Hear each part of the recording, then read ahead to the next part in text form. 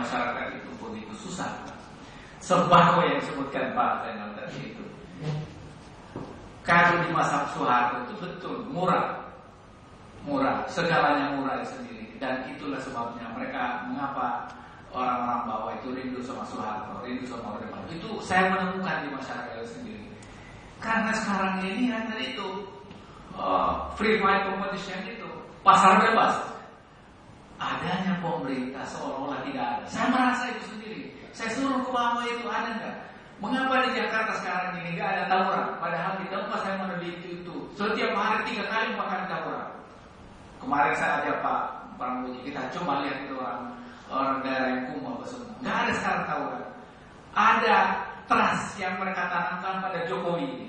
Kalau Jokowi nggak bisa membangun Jakarta ini, itu bisa lebih kacau keadaan. Jadi menurut saya yang diharapkan oleh rakyat itu ada trust, ada harapan. Nah sekarang ini nggak ada harapan. Saya mohon maaf Pak, saya yakin Partai Demokrat ini akan terpuruk luar biasa. Nggak ada trust, tanya di masyarakat.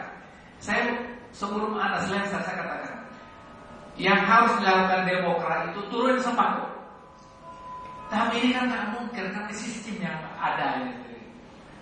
Dan pemilih yang lalu itu yang paling besar itu adalah dari masyarakat bawah, karena mereka berharap pada SBY yang begitu besar. Tetapi harapan sekarang ini senang.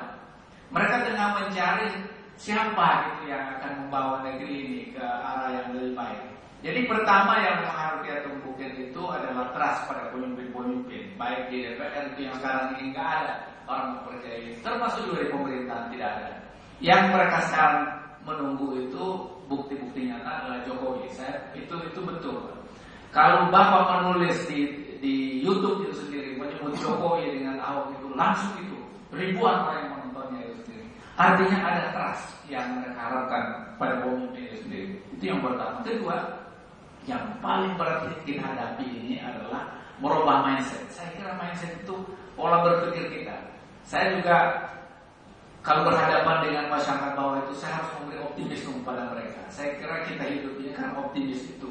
Saya tidak mungkin kita ada di sini kalau kita pesimis semuanya. Jadi ada harapan baru yang kita bawa dan saya kira itu Islam mengajarkan pada kita. Kita harus terus menumbuhkannya sendiri agar negeri ini baik. Kemudian yang paling penting dilakukan sekarang ini adalah pendidikan. Pendidikan itu tidak hanya pendidikan seperti yang jalan sekarang ini, tapi pendidikan yang mencerahkan. Pendidikan yang bisa membawa orang hidup mandiri, kemudian hidup optimis, kemudian bisa membawa perubahan-perubahan. Kalau itu tidak dilakukan, maka sebenarnya negeri ini tidak bisa bertahan lama, Pak. Karena utang kita semakin besar sekali, tantangan semakin besar, dan itu yang pernah ditemukan oleh Ibnu Khaldun. Suatu negara itu makin lama makin besar dia punya beban. Kemudian kalau dia menemukan pemimpin yang tidak benar, yang tidak bertanggung jawab, akhirnya negeri itu akan bubar. Dan mudah-mudahan negeri Indonesia yang kita cinta ini tidak sampai begitu. Jadi saya kira itu barangkali respon saya. Terima kasih atas kesempatan yang saya sebenarnya tidak bersedia untuk berbicara di sini.